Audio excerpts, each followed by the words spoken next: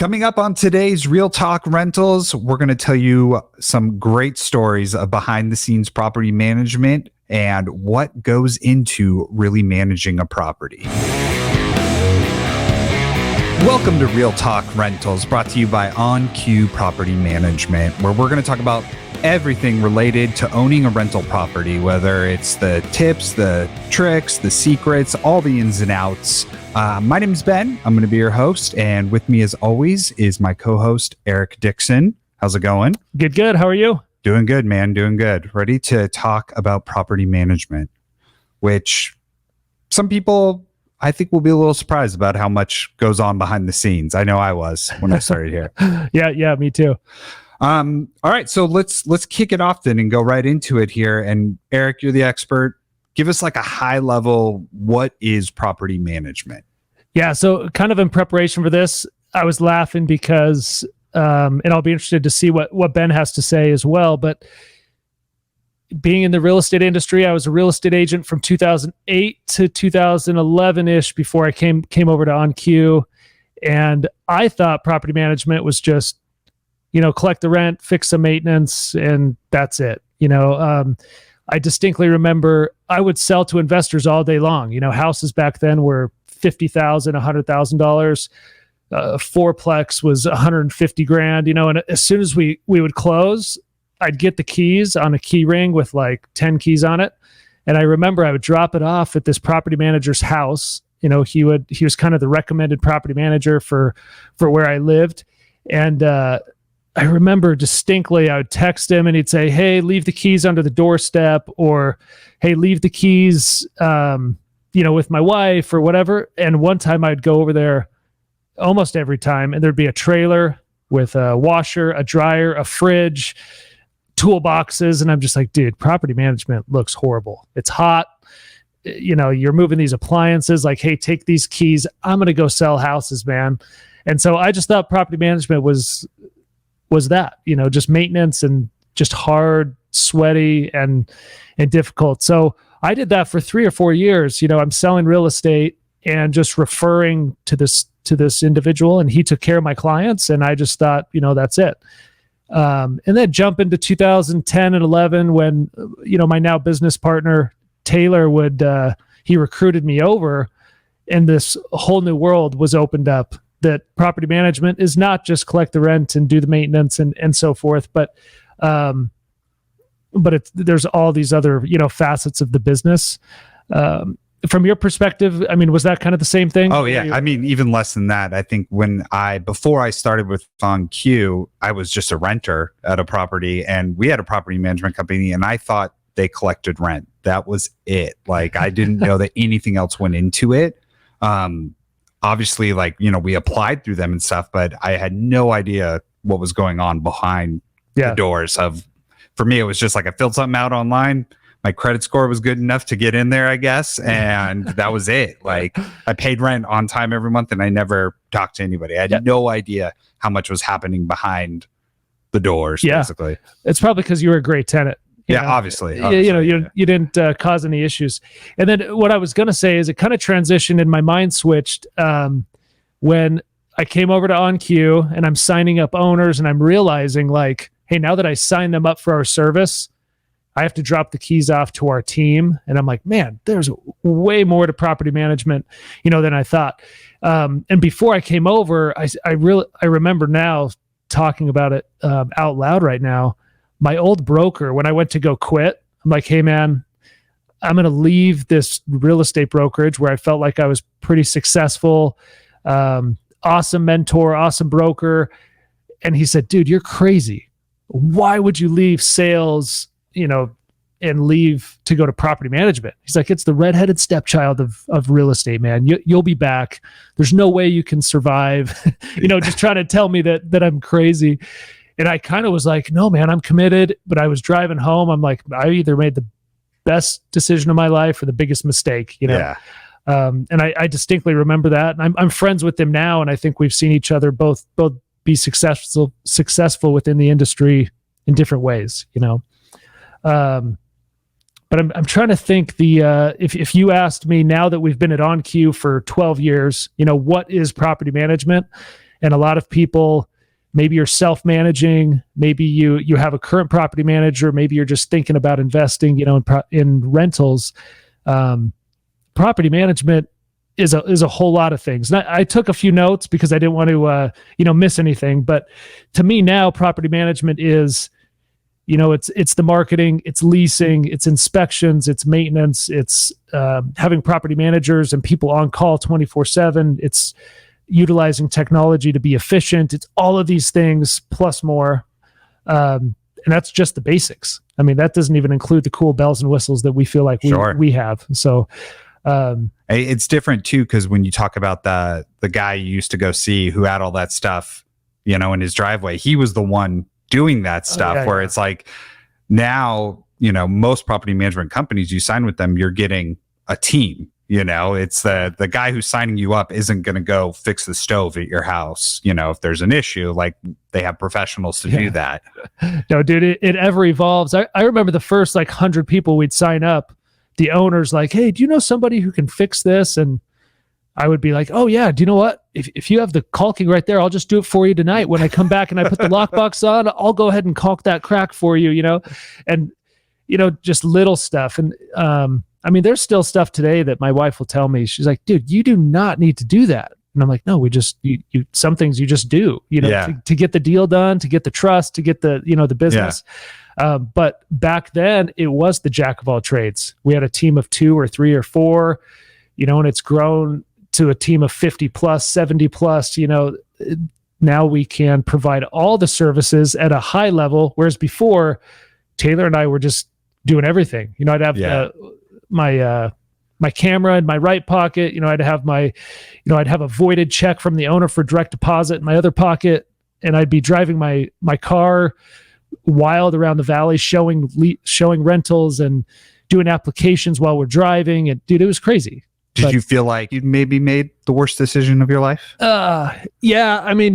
Yes. The short answer is yes. And I learned as early as this morning, unrelated conversation to this podcast, but my partner and I, he was just saying like, dude, back when we started, there were some dark days. I was exploring a concrete refinishing business or something, it's totally crazy. And I was thinking like, dude, he put his whole life on the line to make this work, and I had quit my job to make it work. And, I'm glad we both stuck through it. There were some crazy days. We can get to story after story, in the future about painting units for owners at 3 a.m. without power, just crazy stuff that we just had to do to get it done. And then over the years, we've learned, hey, there's better painters than me, and there's better, leasing agents than me. And our biggest thing I think we've done well is hiring people that are better than us at that thing. Like marketing, for example, Ben is better marketer than myself or Taylor combined, and so we were able to get that. And so I guess over time, the biggest thing we want to do is revolutionize property management space, and I think to me, what is property management? It's all of those things while providing a great service to our clients. Sure. I feel like so much of what you just said kind of answers my next question, but I was going to say, let's say I own a rental property and I'm self-managing it. Why would I want to sign with a property manager instead of doing that? Yeah. So this is funny because what's great about this is all of your questions are like, dude, that hits home to me. So when I came on to OnQ, my wife and I owned a couple fourplexes and one, and then our old home. So we had, 9 rental units, and I thought, hey, I'm coming to work for OnQ. I'm signing up the owners, but I'm a real estate agent. I'm a professional. I've been in this thing for 5 years. I know what's going on. I'm going to manage my own, because at this point in the game, I'm like, I can't ask Taylor for discounted fees and stuff. Sure. We're barely making any money. Yeah. So I thought, dude, I'm just going to save money and self-manage. And I'm in the industry. I know the fair housing laws. I have the documents. I'm like, dude, I've got this down. So I'm managing those. And looking back, it's just silly, but and stupid, really. But I would collect rent in cash. I would drive over at night, knock on the door. Hey, oh, you don't have money? Oh, I'd see their children, or I'd see stuff. And I'm just such a softie, man. I was just like, oh my gosh, yeah, you can pay next month. Yeah, I'll waive all the late fees. And I have 9 tenants constantly texting me about maintenance, about payment of rent, all this stuff. And it just got crazy to the point that I knew that I needed a property manager. I just was like, dude, I can't fail at this, right? So I think it had to be 3 or 4 years into it here at On Q that I'm like, do you know what? I'm going to practice what I preach every single day, and I'm going to hand this over to a property manager. And it took like a month or two to transition, but dude, it was amazing. Rents increased because there was no more emotional attachment, and it wasn't like we were ripping them off. I was just given way too good of a deal.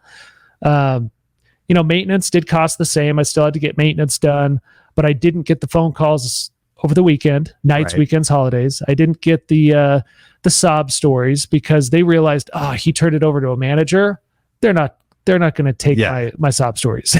Yeah. And so for those of you that self-manage, or you're like, hey, I'm going to buy a rental and I'm going to save the percentage or the flat fee every month. It's like, think about it long and hard, and you'll realize you'll make it up in time. And so sure. I just talked about the financial side. The other side is the time. It's the one thing as a real estate investor that you're like, I want to invest in real estate so I don't have to spend time, making passive income. So I learned it the hard way.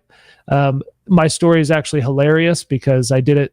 Dude, I have stories of just painting and maintenance and just getting taken advantage of, like, financially from tenants left and right. And I'm just like, okay, I'll waive that if you'll do this. And I just walked away all the time like, man, I just got taken by this situation right now.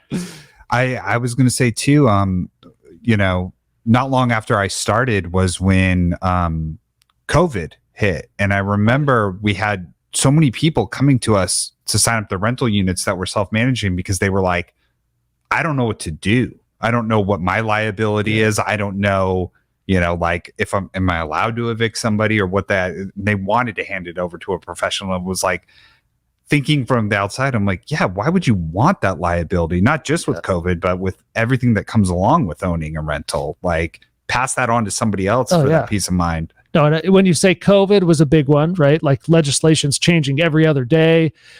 Just evictions in general, like COVID or not, like there's just a process to be had. Yeah. Where I'd have people string me along for 5 or 6 months. And here it's like, when you have the legal team in our back pocket, we've got, evictions down to a science, and we've got it down to where, no, we don't want to evict. We don't even need to because the property manager is just on it. So our eviction rate's good. Fair housing is a huge one. I mean, we'll touch on that in future episodes, but I mean, fair housing alone should be the reason you get a property manager. Put the liability on them and their licensed brokerage to say, no, I'm going to make sure they obey the rules, with ESA, with pets in general, with choosing an applicant, you could discrimination and all these different things. Yeah. You just want to avoid all that, put it in the professional and hands. It's unintentional. You don't even realize, that like, oh, I shouldn't look at that, or I shouldn't, by not wanting kids or something in your property, you're, you're setting yourself up. No, it's actually one of my favorite phone calls. It's funny, but it's talking to owners and saying, as long as they're receptive to the information, it's talking to them about, no, seriously, this is the fair housing law. I'm not sure if you know this, but, and they're sitting there like, oh, when I self-managed, I would literally just be like, no, I don't like you. Yeah. Or something. I'm like, oh, geez, and say, no, it's just a different game. And a lot of accidental landlords, or even, great investors that manage themselves, they just either getting away with it, or they're just unintentionally not obeying the fair housing laws and stuff like that. So, that part of it is another reason to use a property manager, is just to put that on their lap to cover yourself. Cover yourself. The other side of it is just, we have a physical office and a great staff, and it will give your time back. I mean, I've mentioned that before, but especially if you're looking to get multiple investments, it's like managing 9 or 10 or even 3 rentals can get super time consuming and stressful. And instead of enjoying the 4th of July with your family, you're doing a move out inspection because you want to make sure you're days of vacancy are lessened by 2 days. And so you're stressed about that. And, the just that alone should be the reason. Yeah. You made my heart skip a little when you said you were showing up and collecting cash from people. Like that's like downright scary. Like you're showing up and pockets full of cash to people. It's like if you have a property management company and, like you said, a physical office, like they're showing up here to pay the rent, not at your house. The person who owns the property's house is on your doorstep. I took it to the next level. Most of my tenants knew where I lived, and so it was like, hey, I had this one tenant. He's awesome. Maybe he's listening. Ivan, super cool dude. But it was like, it was not only cash, but it was just like, it was crazy. It was like $100 here, $400 here. Keep in mind, rents were like $500 or $600 in 2010 in these apartments. And it's like, he'd show up at my house. Hey, I put $400 under your doormat. And I'm sitting there going like, dude, like, and so anyway, legitimizing it just helped me a ton. And it was, again, I put my money where my mouth was. And I said, you know what? I'll pay our own company to manage my rentals. And within 2 months, I was netting more money, way less stress, and had more time, and I think too that flows perfectly into the next question I was going to ask, which is, what does property management cost? Like, how much is someone going to pay to have all of this work for them? Yeah. And even if you're looking on a national scale, right? So we're based out of Arizona right now, and in a couple different markets, similar fee structures and so forth. But in general, from what I've seen over the years, there's kind of two pricing models, not even to get specific, but there's a percentage based and a flat fee based. And for us, we chose the flat fee based, rental, strategy because that's what we started it. I felt like we were one of the early adopters in 2010, 11, 12. But to be competitive in Arizona, we had to be flat fee based for full service. And then from there, you can have add-ons and different services, right? The other is percentage based, which is percentage of rent collected. So some may say, hey, I like percentage based better because it gives an incentive to the property manager. If they want to make more money, they hire my rent or whatever it is. But, for us, we don't charge the management fee unless we collect the rent anyway. So it's like, and it's just makes it so when we do increase the rent and when the market does improve, we make the same, but the investor reaps the rewards. So their net is more, and they're like, man, Ben renewed my lease, went up $200 and their fee's the same. This is awesome. Yeah. So we chose that model. Wherever your market is, those are probably the two that you're going to compare, which is, some sort of flat fee packaging versus a percentage-based package. And I've looked in other markets as we've explored different things, and there are some markets where they're only percentage. And it's interesting. You're like, man, that's this percent or this percent. And it's just a different beast. I've only known the Arizona market so far.